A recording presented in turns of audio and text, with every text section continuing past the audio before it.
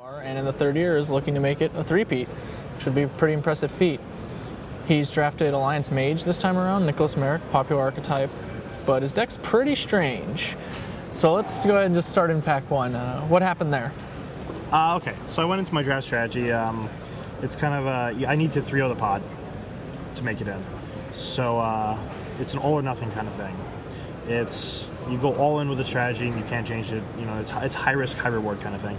It's I went mage right off the bat with Engulfing Blaze, and after that, my strategy is grab every single mage card I see to make sure I am the only one in the top, arguably the best class to be in draft.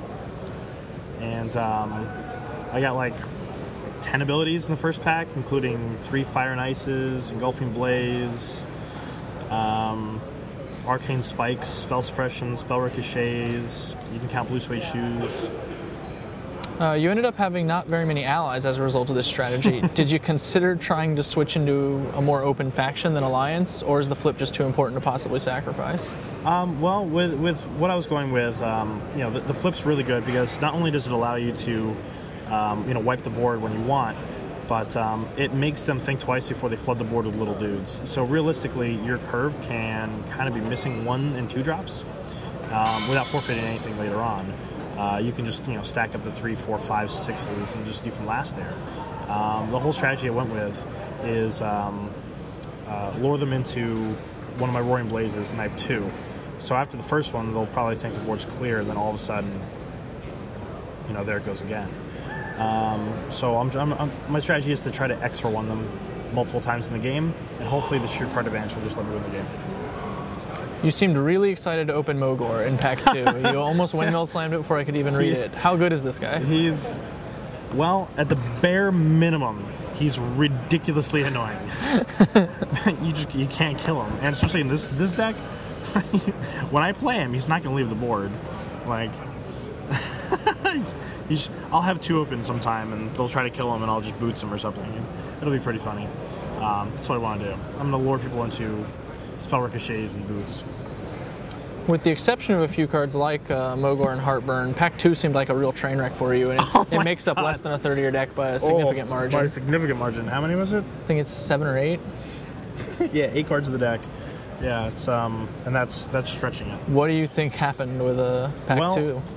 My strategy in pack 2 was, since it shifted the other way, I was going to pick up a bunch of allies and a bunch of quests, and I don't honestly know what the split is, but I'm pretty sure I was being, I don't want to use foul language, but done in on both sides of me for Alliance.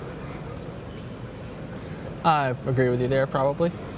In pack 3, you seem to really come to terms with the gambles of what you're talking about, just forcing Mage going all in, and tried to get the payoffs for having cut everyone else out of the class. You decided to try and wheel both of the Roaring Blazes rather than take them, and they seemed really essential, along with an Everlasting Cold, which is probably going to be one of your main victory conditions. How confident were you that those cards were going to come back? Well, in my opinion, Tim Rivera is the kind of guy that he likes to hate draft, especially in pack 3 if he's comfortable with his draft. So I thought that the risk was a little bit higher, but because of how much I hated the entire mage class, there's no mage coming around for anyone. I don't reasonably see a reason why someone would actually take that card. So I felt probably 60-40 that they would come around. At least one of them come around. All right. What card or cards or maybe strategy are you most scared to see? Who do you not want to face at this table, do you think? Who do I not want to face? I don't want to face a paladin that puts that thing on me that says I can't do damage this turn. That's game over. That's a bad situation I don't really want to see. In hindsight, are there any particular picks or choices you wish you'd done differently? Yes, absolutely. Glad you brought this up. It's a very interesting question.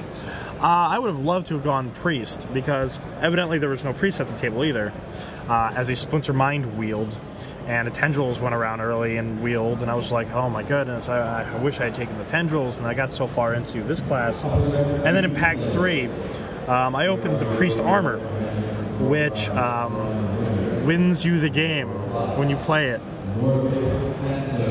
Every time. I can't stress that enough. The Merciless Gladiators Raymonds, yeah. Yeah. It's a very nice card, shall we say. All right, so we'll end it with, what do you think your chances for pulling off the three-peat?